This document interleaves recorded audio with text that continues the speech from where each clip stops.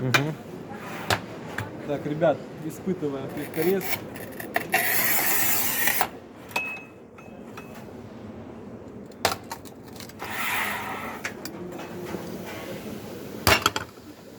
Давление вообще минимальное. Вот реально, давление на рукоять вообще минимальное. Чуть-чуть придавил, уже ломает. Это керамогранит десятка, да? Да.